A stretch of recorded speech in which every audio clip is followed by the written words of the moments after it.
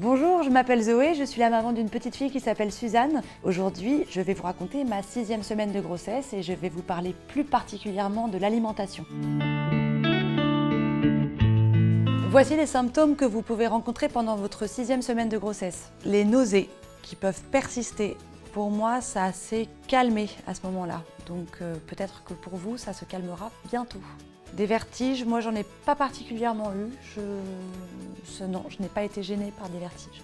Les jambes lourdes, alors ça, oui et oui, l'impression d'avoir 2 poteaux à la place des jambes, hein, clairement. Donc oui. De fréquentes envies d'uriner, oui, ça s'est produit, ouais, de jour comme de nuit, et j'ai arrêté de boire un grand verre d'eau avant d'aller me coucher.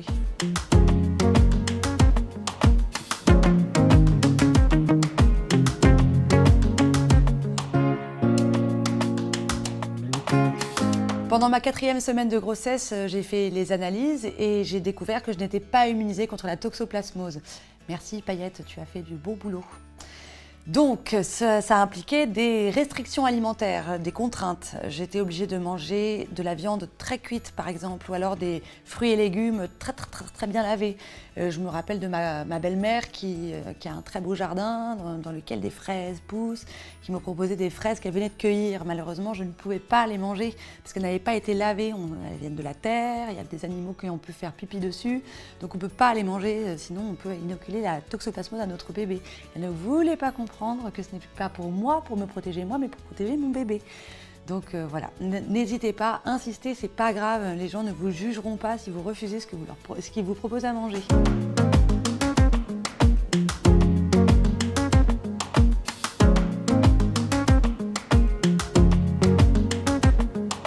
Ensuite, il y a eu des envies très particulières.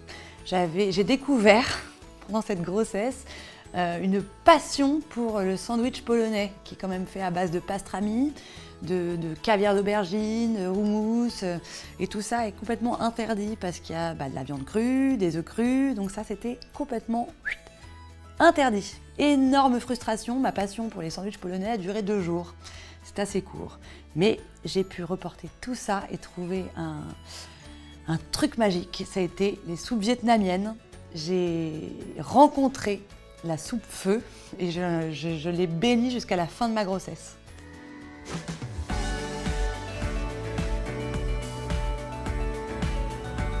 Alors, pour bien comprendre et vous souvenir de ce qui se passe pour la toxoplasmose, je vais vous raconter une petite histoire. C'est l'histoire du chat qui sort et qui va manger une souris ou un oiseau. Et c'est de cette manière-là qu'il va se contaminer. Et il va contaminer les urines, les selles, la salive.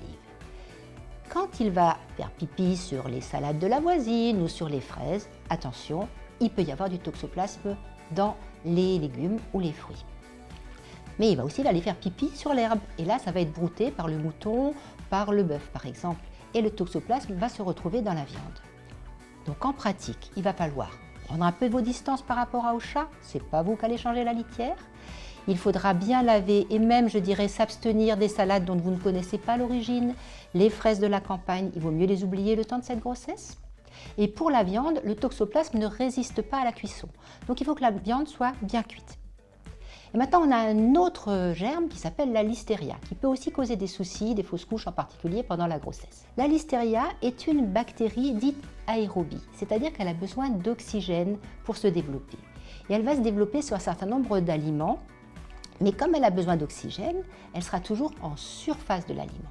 Donc il ne faut pas manger la croûte du fromage par exemple, il ne faut pas manger la première tranche non plus. Si vous prenez des aliments qui sont emballés sous vide, eh bien vous avez beaucoup moins de risques, voire pas du tout par rapport à la listériose. Il faudra aussi penser à avoir un frigo à la bonne température parce que la listeria ne résiste pas à 4 degrés. Donc un frigo bien froid, pas de rupture de la chaîne du froid et bien sûr le frigo bien propre. En pratique, quels sont les aliments les plus dangereux pour la listeria? Ce sont essentiellement les fromages à base de lait cru, les charcuteries artisanales, en particulier celles qui sont en gelée, certains plats cuisinés et les fruits de mer. Bon appétit! Et bien voilà, je viens de vous raconter ma 6e semaine de grossesse.